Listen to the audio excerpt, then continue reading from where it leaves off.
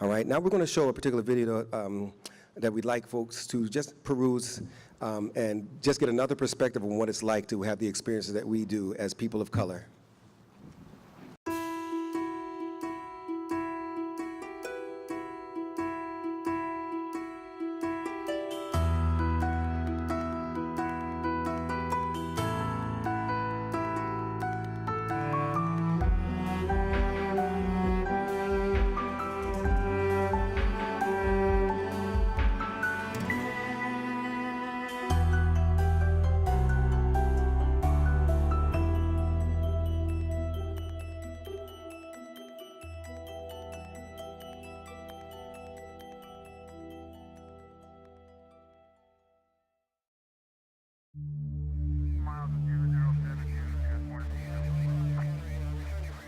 Nightmares, flashbacks, hypervigilance, depression, sudden rages, sudden sadness, mood swings.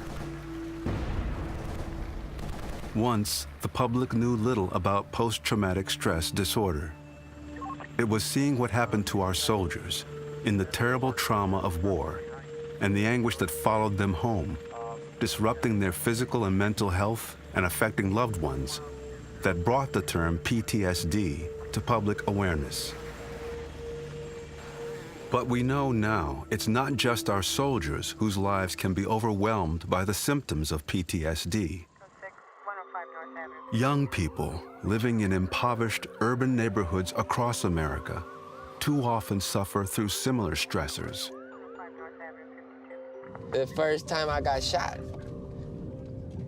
I thought I was gonna really die. And I looked, and it was actually a body in the street. And for my kids to see that. It happened so fast. They messed up my whole life. I have like high anxiety, and I just feel paranoid all the time. For the young people in the inner city, we actually see the full-blown syndrome of post-traumatic stress disorder, or PTSD. Every bit the same syndrome that we see in returning combat veterans from places like Iraq and Afghanistan. Children and young people growing up in pockets of concentrated poverty can often be exposed to violence,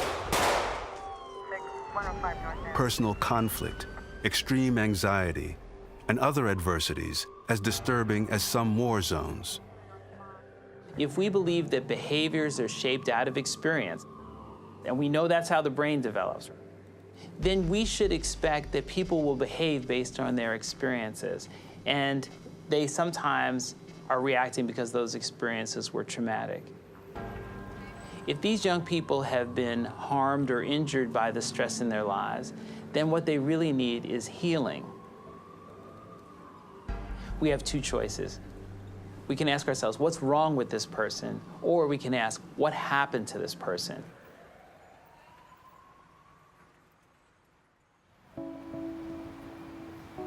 In 2012, the New York Times ranked Oakland, California, the 5th most desirable destination to visit in the world, between number 4, London, and number 6, Tokyo.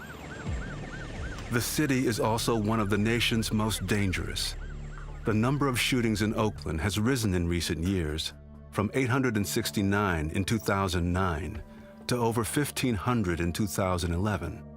These shootings are overwhelmingly concentrated in two of its most impoverished neighborhoods, East Oakland and West Oakland. The city's economic renaissance, with its new high-tech jobs, trendy boutiques, and pricey condos, doesn't reach that far. I heard hella gunshots. I had never heard gunshots that close to me. It was Carrie Gutierrez, age 23, grew up in deep East Oakland and is now a counselor at Youth Alive. Raise your hand if you know somebody who's been affected by gun violence. She's a violence prevention educator, teaching teens about conflict resolution and other safety issues. The teens she trains become leaders who go on to teach younger kids. One of the dudes from the gang. Carrie uses her own experience to explore how exposure to trauma can trigger dramatic changes in moods and behaviors. When I was 15, I must have been like a sophomore or a freshman in high school. It was when I saw my brother get shot in the head. He was a gang member. I didn't have a dad in my life, so this was my role model, my father figure, my best friend. He had a huge bullet hole in his head. And I put my hand on the, hole, and hella blood was just coming out, and the blood was so warm. Like, I vividly remember that. Blood was hella warm. Amazingly, her brother Gustavo survived the shooting. But that didn't mean Carrie's own problems were over. I left Highland Hospital with a whole different attitude, like a straight bitch. I don't give a fuck, da-da-da-da-da, that attitude. Smoking hella weed, yeah. Drinking too. Well, me, yeah. There's a cascade of things that happen after trauma. Many young people turn to alcohol or marijuana in order to treat their symptoms. Man, I had some good-ass grades in high school. I was playing volleyball for the state of California. I couldn't focus. I just couldn't. The teacher's talking about biology and the cells and the da-da-da-da-da, and I'm just thinking about images of my brother getting shot again and again and again. A child in that state cannot sit comfortably and calmly in a seat and take in information about world geography. They can't do it. Our minds don't work that way. Carrie struggled hard to keep her life together after Gustavo was shot. A year later, on a November night, Carrie was on her way with a friend to help out at her mother's job, cleaning offices at the airport. All of a sudden, the driver starts screaming, "We're shot, we're shot, we're shot." When he looked at me, I just saw a look on his face that was like he saw a ghost. So the bullet came in through the back window, and it struck me on my right mandible, came out of my mouth, knocked down my, a lot of my front teeth and back teeth into the guy's arm. Same bullet. Carrie doesn't know who shot her. The perpetrator was never arrested. Over time, she would endure 5 surgeries to rebuild her face. I woke up in the hospital. From the moment I opened my eyes, I knew that things had changed. We know that people who've suffered trauma are often left not only with physical, but also psychological injuries. I was suicidal. I was paranoid. I had nightmares so much that I did not want to sleep. We often see young people who are hyper-vigilant or hyper-aroused. That means if you clap your hands or make a noise, these young people will jump out of their skin. Someone would come from behind me and be like, "Hey, Carrie," and I'd be like, "Oh, like that. And then just start crying because I felt like I'm crazy. For people suffering with PTSD, the natural fight or flight response doesn't really turn off. Their brain continues releasing chemicals which trigger feelings of fear, anxiety, anger, or depression, even when the danger is long gone.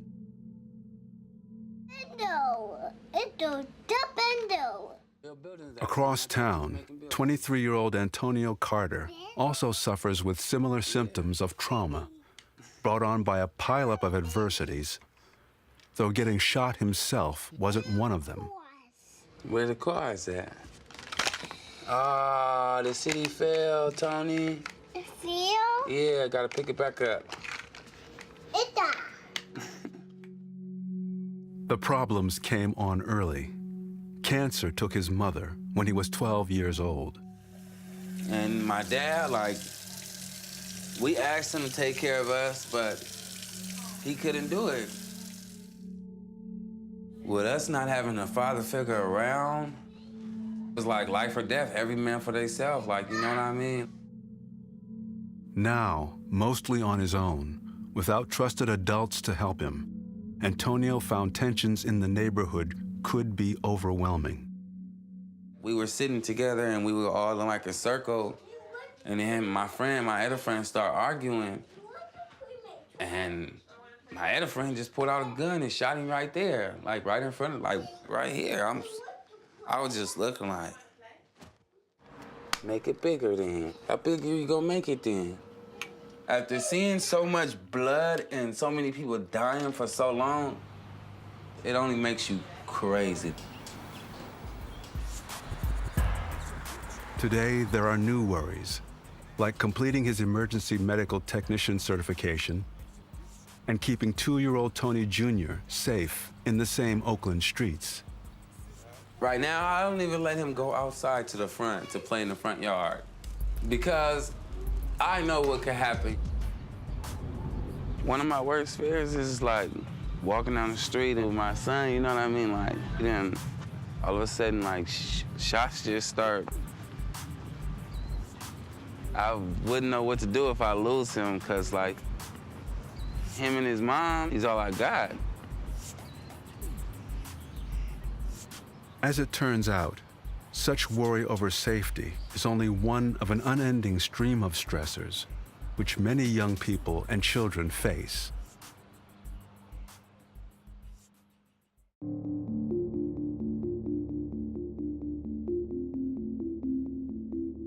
South Africa, 1987. Psychologist Jill Straker was struggling to describe the traumatic stress and adversity faced by black townships under apartheid.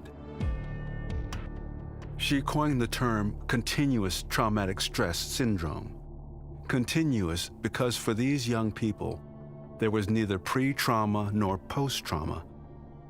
They were living lives of unrelenting adversity, as many young people do in our own cities. Chicago, Washington, D.C., Omaha, Baltimore, New Orleans, St. Louis, Detroit, Los Angeles. In cities across America, many young people are living from birth in neighborhoods exposed not only to violence, but also entrenched poverty and social isolation, the result of decades of business flight, government neglect, and residential segregation. So there are entire communities in America that are disconnected generationally from labor markets. They don't have a job. Their parents didn't have a job. Their grandparents might have been underemployed or unemployed. Those communities are Black and brown communities, separated very much from communities that are white. There's a stress that goes with poverty. Noise, lack of safe housing, lots of vacant lots. The police actually might be perceived as enemies to you. The stress that comes from being low down on the social ladder. A lot of our kids, a lot of our youth, they live in these homes where they've been neglected since they were young. If you guys ever had therapy, raise your hand. Maybe they haven't slept. Maybe they haven't eaten. Their parents might not have a job. There's constant stress. There's drug dealers. All the time they're under this stress, hyperarousal. No proof, nothing. It used to be we thought about trauma as someone being in a plane crash or someone having a gunshot wound. Those are types of trauma. But more generally, we can talk about trauma as that when the strengths inside you and the resources around you can't respond to a threat, that is an experience of trauma. It doesn't necessarily have to be from an injury that occurred to them, but it could be over their life course, how they've been exposed to various types of stress, adversity, and trauma. Dr. Ted Corbin practices emergency medicine at Hahnemann University Hospital in Philadelphia, another city where the class divide can be dramatic. Neighborhoods run the gamut from comfortable historic homes to some of the most economically distressed communities in the country.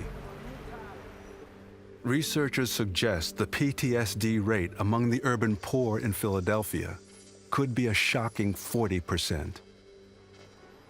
The city's corrosive history of race-based politics of economic exclusion undermined many non-white neighborhoods, leaving them without jobs, infrastructure, or affordable housing.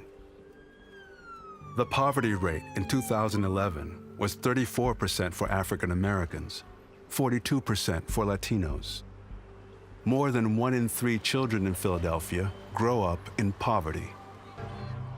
From birth, they are swimming against a stream of stressors: overcrowded or run-down housing, family worries about job loss, making rent and paying bills, having enough to eat, substance abuse, domestic conflict, neighborhood safety. You gotta welcome in. 24-year-old Christine Henry can relate. She's been bringing up her children in North Philadelphia. 3-year-old Kian loves trucks. Older brother Isaiah is 4 years old and excited about going to kindergarten next year. 6-week-old Christian is the new family member. Like all loving parents, Christine and her partner Tracy work hard to provide the safe, stable, and nurturing environment that all children need to thrive. No car coming. You sure? Which way you It isn't easy. Christine recalls what happened after one family outing. It's like within the blink of an eye, all you heard was pow, pow, pow, pow, pow, and it was like extremely close. 4-year-old Isaiah was with her at the time. I grabbed him, I actually hid him, and I used myself to cover him. So I did everything in my power to keep his eyes away from it, to keep him away from it, to cover his ears, everything, to just try to take some of that fear away from him, because instantly he just tensed up. When we finally got into the home and everything was over and everything was done with, he was really scared. He didn't want anybody to touch him. After the incident, Christine went to 11th Street Family Health Services for help. It's her North Philadelphia Health Center, serving a sometimes dangerous neighborhood. What? You gotta go. At 11th Street, social worker Aisha Coulson Walters was able to provide Christine with counseling and support. Brother's the only one you listen to. Aisha could also see the incident had affected Isaiah. He was crying, he would get like angry. He just seemed fearful. Like he would jump, he would, have moments of hesitation and just look like he was afraid. But how many of our children grow up facing similar stressors? On the same side of town, Dr. Dan Taylor recounts a study of 7-year-old children exposed to street violence. He practices at St. Christopher's Hospital for Children, serving residents in this North Philadelphia neighborhood. 75% of those 7-year-olds heard gunshots in this neighborhood. 61% of those kids, 7-year-olds, were worried that they would get shot and kill themselves. And an incredible 10% of kids in this neighborhood saw a dead body, someone being shot or stabbed. Some people talk about post-traumatic stress disorder, but unfortunately in a lot of these families, there is no post. It's continuous, it's always there. It's on the street, it's in the home. We have a lot of mothers who don't let their children ever outside because of the stress and the potential danger outside. We have some moms who even say, I let my kid play on the block, and then we say up and down the block, and she says, no, just on the block of cement in front of my house. I don't let him go anywhere else. But this panel is important to me because I tried to get some people on the stage that don't have necessarily the impressive 3-paragraph bio and the 3 letters after their name, so you can assume that they're good at what they do because they have got a degree. I want to say that these people are all uniquely experienced in one particular thing, which is being them. And often we plan services for people like this without them ever being in the room And after the service is delivered, they might go, well, that didn't really make things too much better for me. So I'm going to say who they are. Don't applaud altogether, but I'm going to say while they're in the room. From my right, we have James Baptiste, a student at East Boston High School, 17-year-old, and is uniquely clear on what it's like for people who look like him and what kind of services they receive and what they need, what he thinks they need. Next, we have Lena Rojas. She is a Bunker Hill College student, but also had some particular traumatic experiences that give her a sense of, and all of these people here have a sense of, something happened to me, I had an impact, and I got some interventions. I can tell you how well they worked or not, but we also are using our power and our resilience and our ability to heal to help others heal.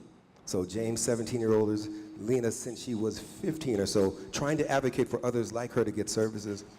We have Royal Nunes. He works for the city school and organizer. Since 14, he was entering prison spaces to help inmates understand why they might actually still be slaves because of the prison industrial complex.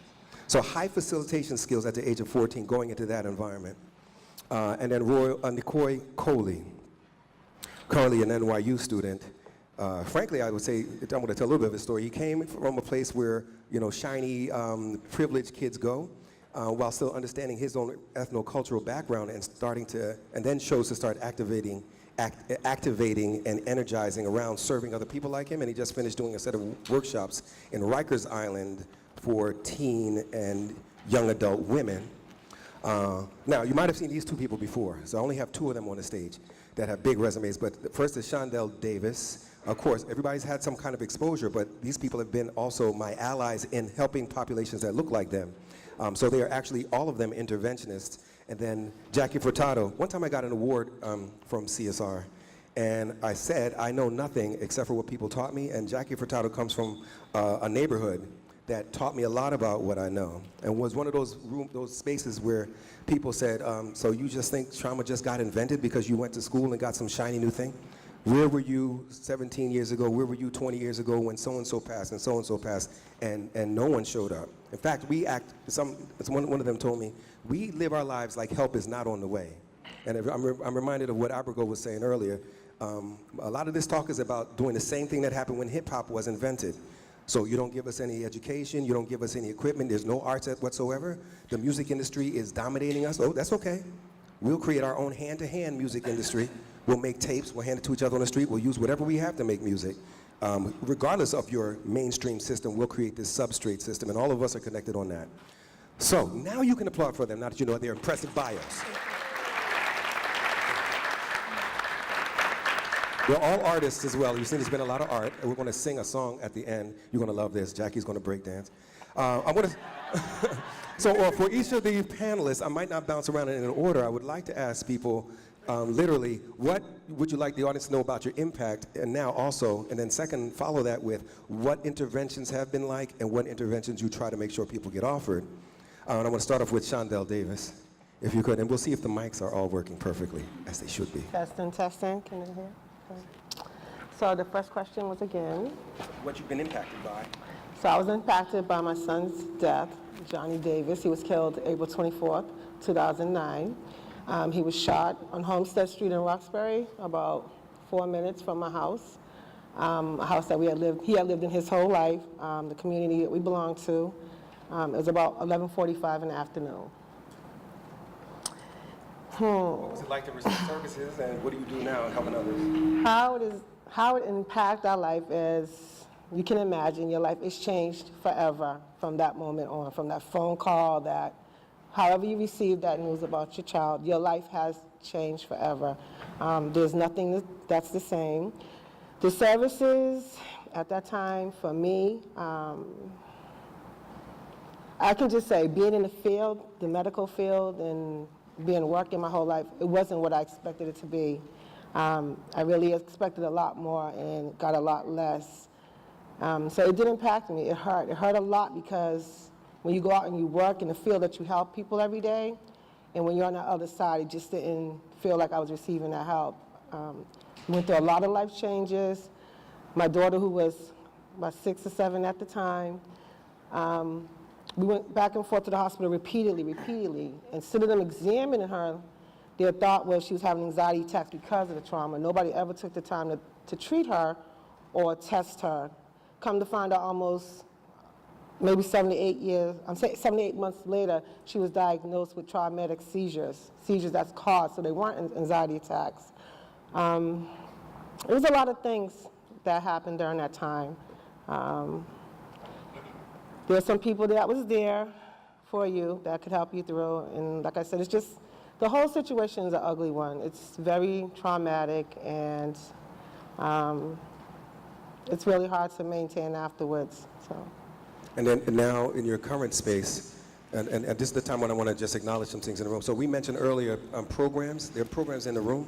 I do have to mention one that is, in my work, is one of my go-to, like one-to-one relationship, the Peace Institute, because this is where we see the first instance, as well as Mothers for Justice and Equality, where we see organizations either serving and or advocating for people like this whose voices weren't being heard, who had services that weren't being delivered and tailored to their specific needs, as we mentioned earlier. So now that you are part of groups, what's the work like now trying to advocate for others to get the right kind of services? I can just tell you that grief work is endless. So I went through a lot of changes, a lot of turmoil. I stepped out really fast, trying to connect with some organizations like the Peace Institute. And then I ended up breaking back down. Like, it was just too much for me. You came out angry. You wanted to understand why. Like, I actually remember being hurt, like, and going to the Peace Institute saying, if you mothers would have did this, if you mothers would have did that, it would have continued. But I had to learn as I went through that process that it wasn't that way. So now, I'm sorry, I lost my thought. There's so much stuff to be said, but I lost my thought. But anyways, now, after I've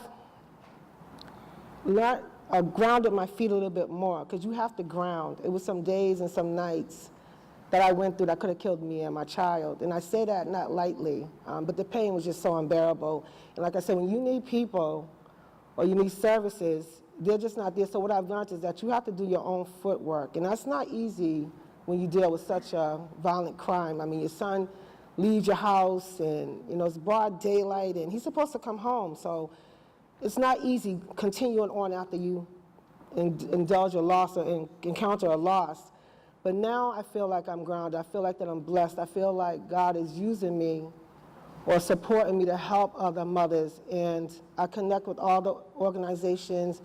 And I really feel it closing in now. I feel it, you know, like I said, my first initial thought. So I know that some other mothers, you want to play blame or you want to just yell at somebody else. But what I'm learning now is that we are coming together. We're working as one. We're supporting each other. And it's a much better feel for me because when you're around other people, they don't understand what you're going through. They don't understand, like, you might be at work, you're fine 1 minute, the next minute you're crying. Now I'm associated and connected with other women who are in the same shoes as me, that we reach out, we support each other on a daily basis. It could be morning, it could be 2 o'clock in the morning. If we walk, if we cry, I have that now. So I feel like I'm part of that circle, encouraging other mothers and just, if it's nothing else but just being on the other end of that phone, or texting a message, or just inspiring hope, that's what I feel God has called me to do. And that's all I feel I can do. You can't just jump out there and think you're Superwoman. It doesn't come like that. It's gradually, it's slowly, and it's teamwork.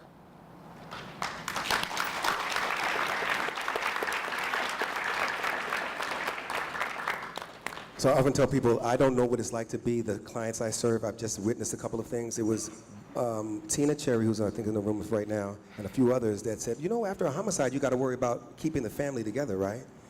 And I had some kids tell me, oh, you know, when I lost my brother, my parents got clumsy. I was like, what do you mean they got clumsy? Oh yeah, they were bumping into things as they were walking around. That same year, I got 12 mothers that were hit by cars after their loved one passed away because their ability to concentrate was different. And I don't mean concentrate like my frontal brain is over focused on something else. I'm actually saying the part of the brain that controls your peripheral vision and your reflexes is compromised. And therefore, so there's a lot unpack for us, a lot for us to unpack to understand what it's like to be them. For example, Royal. I was trying to do a smooth segue right there. Royal Nunes, I just want to say he lives in an area with high impact of trauma incidents and possibly low social services to help people deal with them. So can you just tell people what you've seen in your neighborhood and what you need and what your people need? Yeah, so like Courtney was saying, I live on Dudley Street. I'm not afraid to share that. and I live on Dudley Street, right next to the park, right across the street from the Kroc Center. And I lived there for 22 years. So I've been there for a really long time through a lot of the transitions. And so before coming and sitting on this panel, Courtney asked me how many people did I lose. And I numbered them. And the people that had a close connection to my family, the number is 11. And then there's a list of 4 more people who I knew but didn't have a real close connection with. And so, and that was all over time. And so when I think about things that I've seen, like in some of those instances I've seen either bodies or the shootings or anything like that, or things like that. But in general, like I've seen people and their reactions to what happened and what's going on. We had a recent homicide in our neighborhood, and the memorial was a few doors down from my doorstep. And so every night for like a whole week after this homicide, everyone would come out and they would sit there and they would gather there and they would drink and they would talk about all the memories and everything like that. And I was going out there too because my mom was going out there. Like, this is a person that was really connected to my family. And so I was going out there, and my sisters, brothers, everyone, friends, I knew everyone that was out there. And you know, people they're hurt. They're hurting from what just happened. They're hurting from losing someone. And as like one of the themes of today is, you know, you're not bad, you're just hurting. And so, you know, people would be drinking out there, and a lot of times the cops would get involved. And so every night at the memorial, the cops would come and they would get involved. And by the second or third night, they started arresting people and locking them up. They got into really nasty verbal arguments with people, and in some cases even got a little physical. And so, and that one is just most recent because that one was literally in the last couple of months. So, but I've seen stuff like that all the time.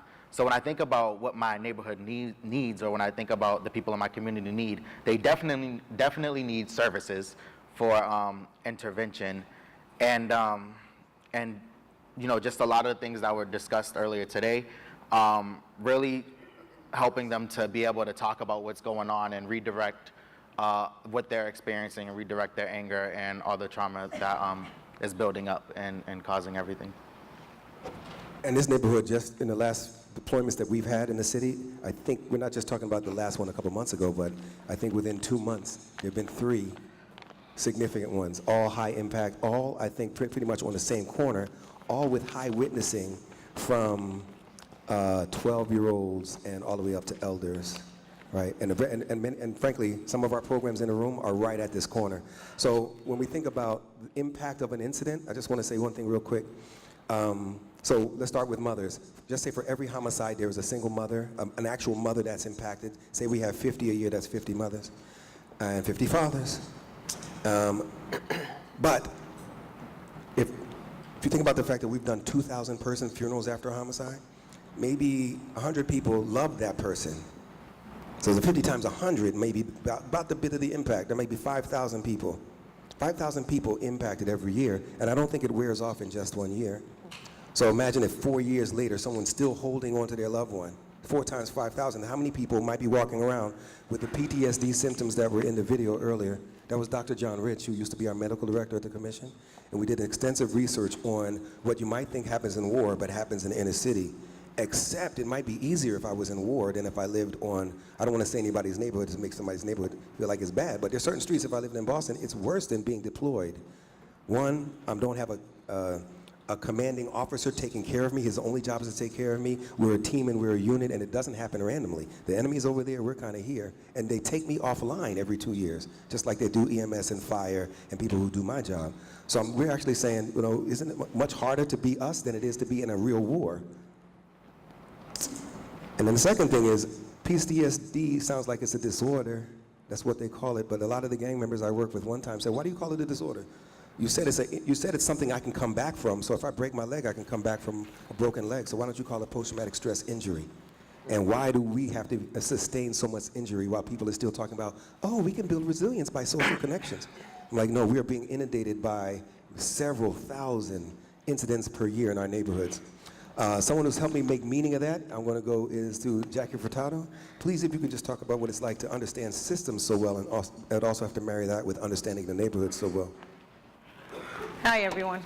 I'm going to stand up because I have the Boston Garden seats and I can't see anybody over here, okay?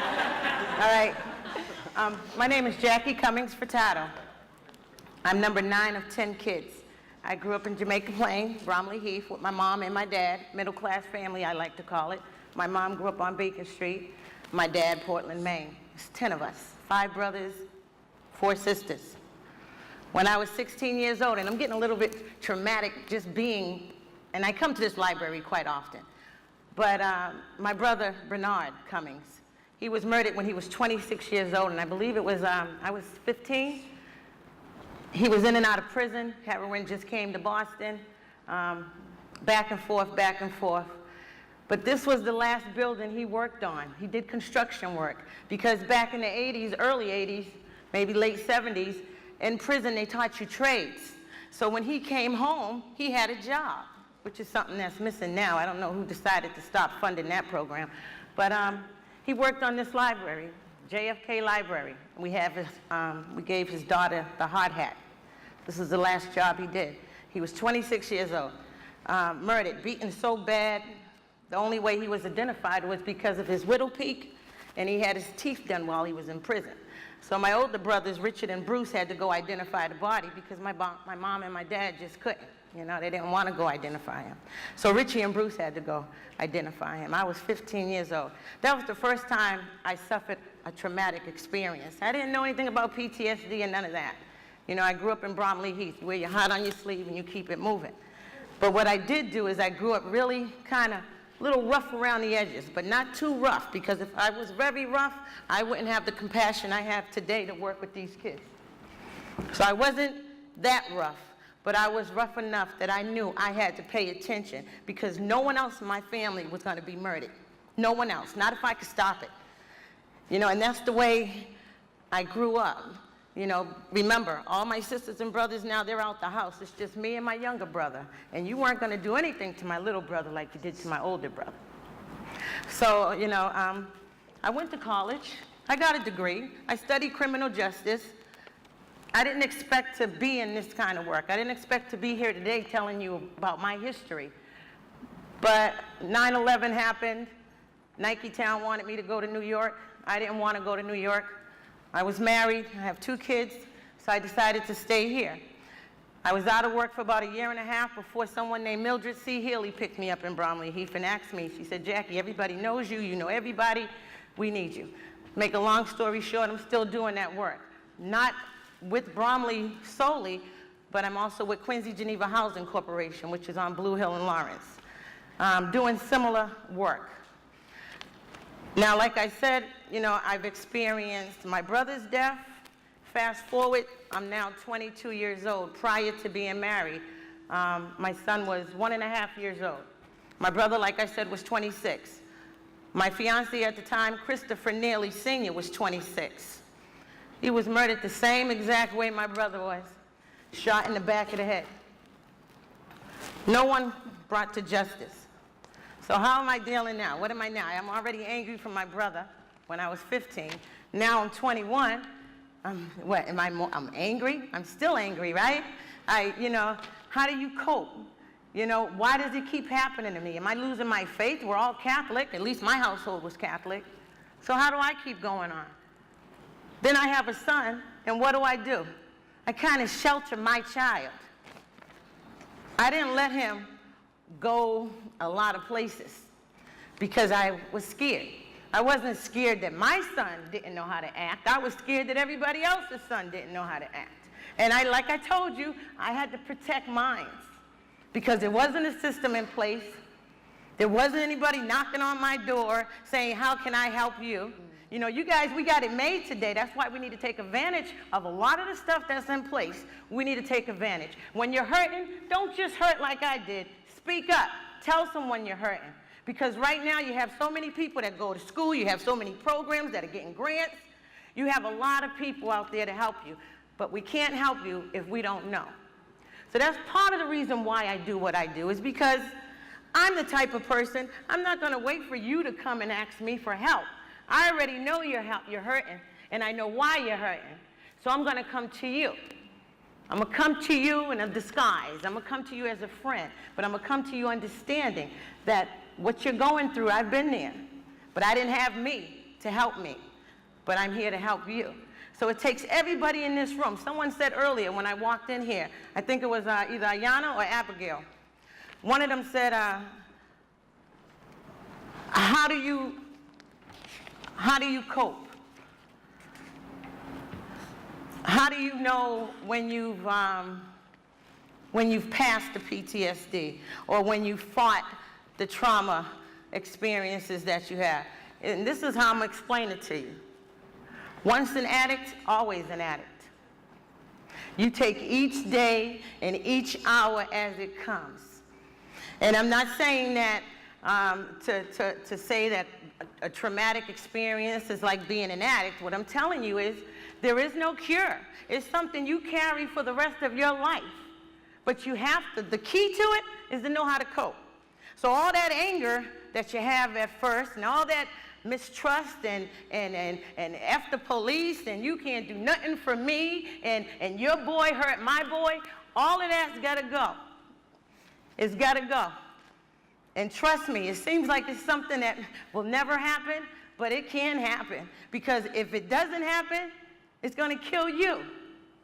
It will eat you up inside and turn into sort of like a cancer, like a fungus growing in you. So you got to release that hate and turn it into love and power. And that's what I'm telling you. When I tell you I love each one of these kids that I work with, these young people, and I call them kids, they're 28, 29, 30, they're still kids. But I'm sorry, you guys. That's just what I'm 50 years old. I'm probably the only black woman that's going to tell you the age. I'm 50 years old. And you know, as I was getting dressed this morning, or this afternoon, because I wasn't here this morning, Courtney, we all know that. But as I was pulling out my little Ralph Lauren outfit, I said, was Ralph Lauren ever traumatized? You know what? He was. Because he made a fashion line that kind of disgraced the Native American. And they were really pissed. And poor little Ralph, he went to his big mansion, he sat down, Oprah Winfrey gave him a call, he went on her show. She said, well, you know what, the first mistake you made was trying to put a shirt out there and imitating a Native American, not thinking you were gonna hurt the Native American. He didn't get it. He didn't get it. So he went and made a Navajo line. Now he's more traumatized, right? Because he's just throwing more fuel into the fire. It's getting bigger and bigger and bigger and bigger. How did he cope with his stress? Do you guys think he just discontinued the Navajo line? We're talking a big, big fashion designer, right? No, he didn't. Remember, he likes money. So what he did was he pulled it out of the Lord & Taylors and the Macy's and the Neiman Marcus's, and he put it in TJ Maxx, where you could get it for a third. Then he wrote a letter to apologize to the Native American. And that's a true story. I Googled it.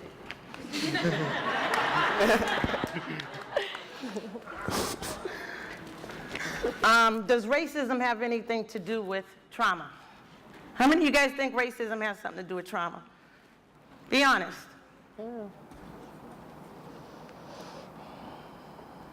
I agree with you. I agree with you.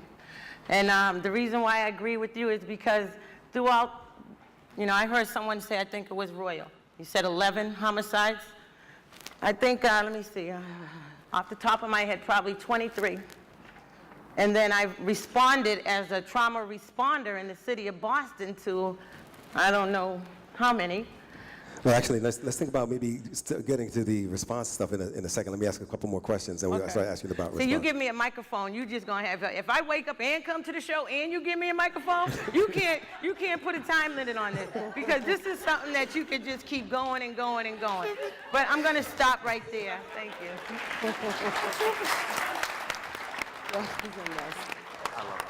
you. It's quite possible that one of these people that I want to say next has not been on a stage like this before, and they might be nervous. So I thought about saying, everybody be gentle, to a 17-year-old that's just getting out and starting to speak about this stuff, But I don't think they really need that. But I start to really think about how many voices we do not hear.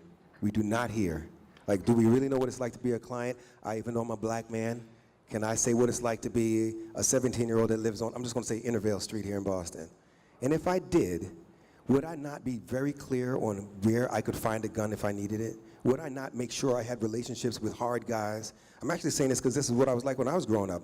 I was getting all A's in a private school, but I clearly knew what it was like to maintain relationships with the people in my environment because first responders didn't come until 40 minutes. So we did live a life like help was not on the way.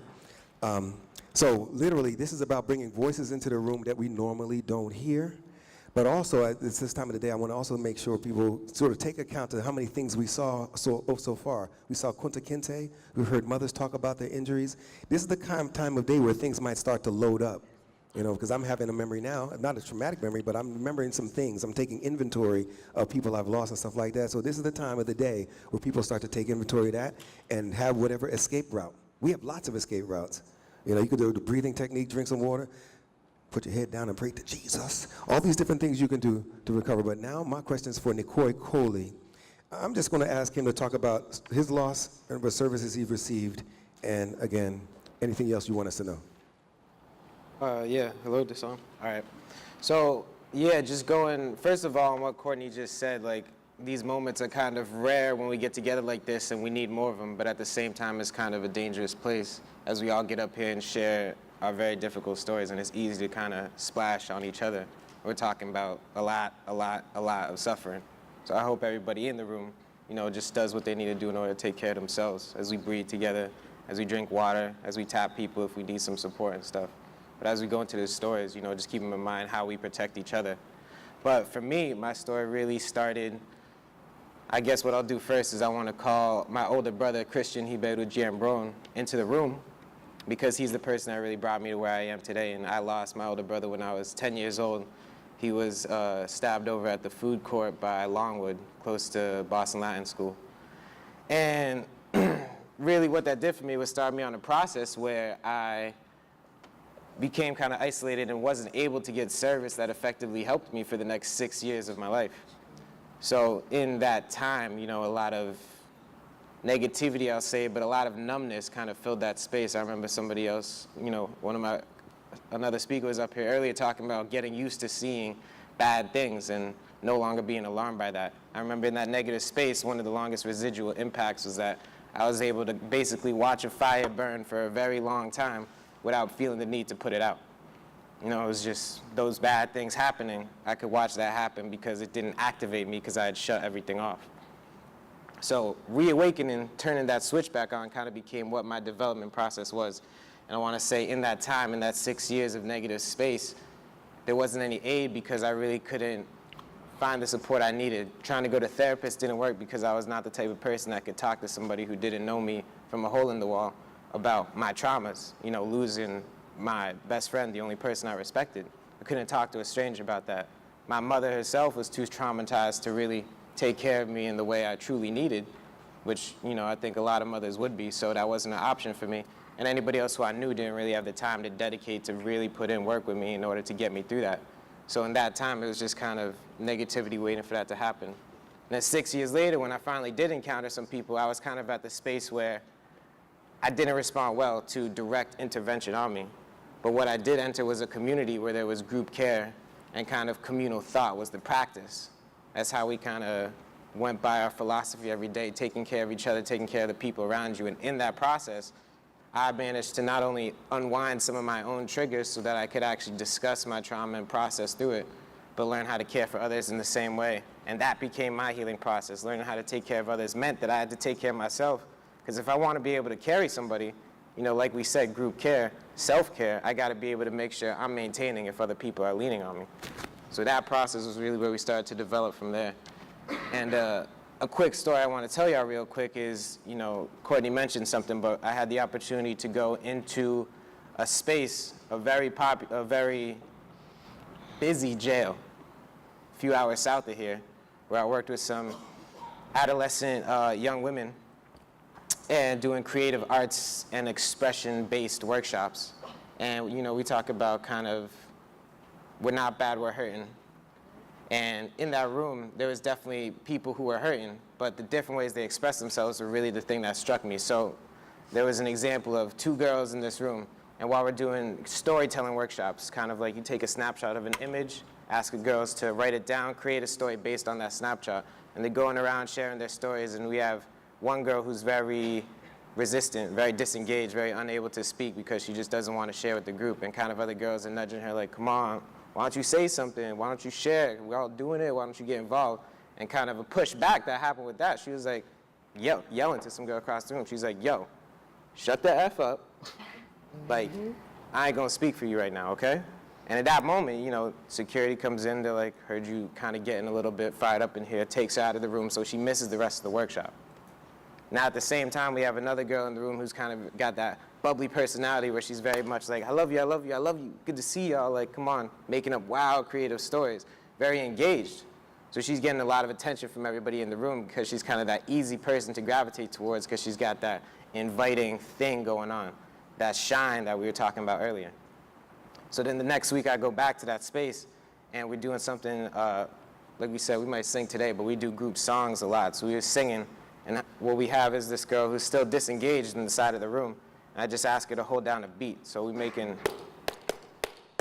and she just holds that down, banging on the desk for me. Doesn't speak, doesn't stand, but can hold down that rhythm and kind of becomes the heartbeat of the group while we're all singing around her. So then, at the end of that workshop, I end up having some words with her and find out she's a reader. That's how she, you know, kind of gets her creativity on, that's her thing, but she's not really comfortable sharing. But because she is not a performer, she gets branded with this kind of bad thing, like, oh, that girl, she's got a bad attitude, we need to take her out of this. So she's not getting the support she needs because she's not able to perform in the other ways that some of these girls are. And then you find out later on that as I'm talking to this bubbly, shiny girl's sister, she's like, oh, no, she's not really like that. Actually, when we was outside of here, she's one of like the coldest, like, you walk up to her in the street and she's not gonna speak to you, people I know. But she's in this space now where she kind of has to respond to what she's dealing with. So she's gotten very bubbly and engaging to kind of get on people's side. So both of them are coping with very real things in very different ways, but you see one of them gets the attention because she's able to perform the role, while the other one who can't do that is left on the side, neglected. So it brings us back to what we're talking about here today. We're not bad, we're hurting. But the way we brand people based on what we see is the problem. So we brand these people bad because they don't respond to what we give them, but we don't really know what they need. We're not really taking the time to figure out what they need. You know, it's easy to just kind of write that off when they push back. And the last thing I want to say is that, you know, I personally was educated, you know, in a place surrounded by people who mostly live on an economic plane very far away from the people we kind of talking about serving here today. And in that environment, you know, I had to start engaging in whatever dialogues I could. So talking about dialogues around service in that environment. The first story I started to hear, and the story that kind of recurred most often, was these, I'm gonna call them like romantic relief trips. So it's people from a young age like flying out to places like Burma, flying out to places like in Africa and stuff like that, and doing these like aid trips, which is cool, that they're doing in order to have their service for the community, yet at the same time talking about what black people are going through is always kind of a theoretical discussion, but nobody's talking about work on the ground. Even you got something as real as Baltimore going on, people are kind of talking about it in theory, like, well, you know, what is rioting versus what is, you know, protesting and yada, yada, yada, but nobody's actually talking about anybody getting involved. So it seemed weird to me right from the jump that I was hearing that, and it brought me back to something Courtney just mentioned, but it's basically that, you know, the people in this room, like, we are it. Help is not on the way. And I learned that very quickly having those discussions. Like, I'm like, oh, the people you want to help are kind of the people who, you know, live in these beautiful landscapes where it's kind of that nice, warm feeling as soon as you jump in. But people are resistant to working with, you know, that angry mother on the block or that kid in school who's been fighting, because it's not fun. It's not fun, and it's the harder thing to do. So people are like, I'm going to go do this very rewarding thing that I can feel right away. But nobody wants to work with the other side of it. So when I look at this room, I'm very struck by the fact that we are kind of the last line of defense.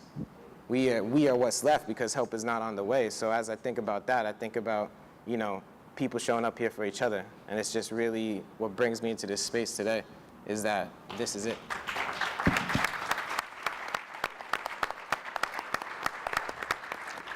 I'm going to do 3 quick things here. First of all, can you raise your hand if you are in a job where you are paid to serve others right now?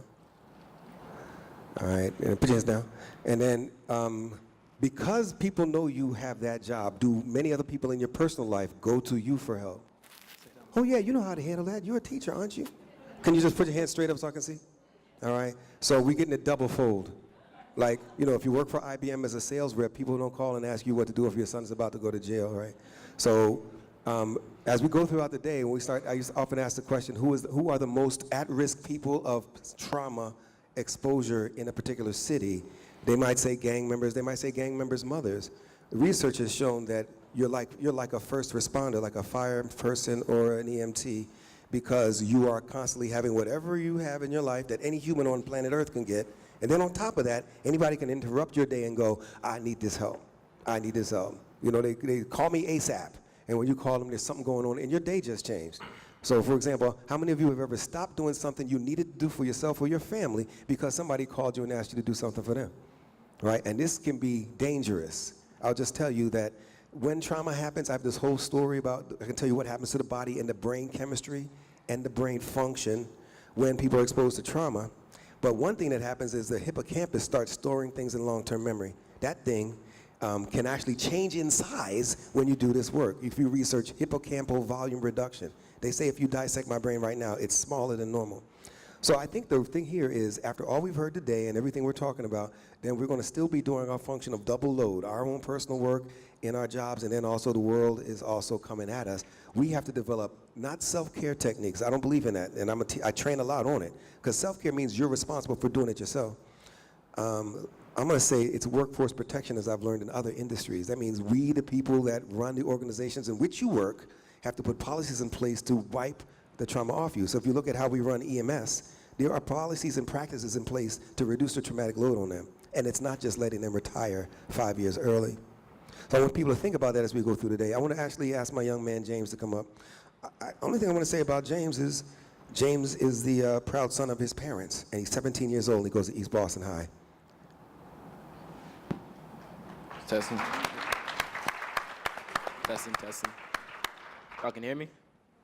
All right. So I guess I'll start off by my story. I'm not really much of an open speaker. Anybody who knows me personally knows that I'm not really fond of opening up. But I'll tell y'all one of my deepest stories that I went through, where this all started off. So this is back, I'm born in Florida, raised all around, moved around a lot. My first experience was trauma when I was 10 years old. I had a friend named Walter. We lived in Mercy Drive, a place known for violence, gang violence at the most. So we was just, my building's right here, his building's over here, like right across from mine. He hits me up on the house phone and he tells me, yo, you wanna go to the corner store, which is right next to it wasn't a project, it was more of a hood, but right next to it was like a little store. And he was like, you wanna go get some milk with me?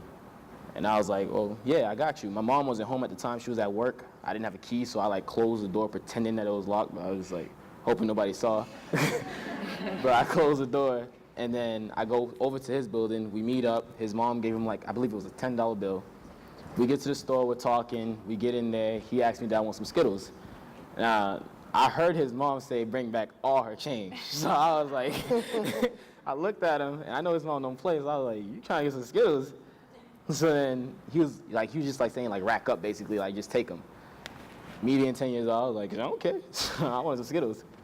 I get like maybe 5 of them, I put them in my pocket. He goes get the milk, and then when you come back, now Mercy Drive, that was a place where if you heard certain things, you know it was time to duck, you knew it was time to get out of there. When you heard an argument, when you heard a car screech, when you heard something, any type of sound, you knew to duck or move.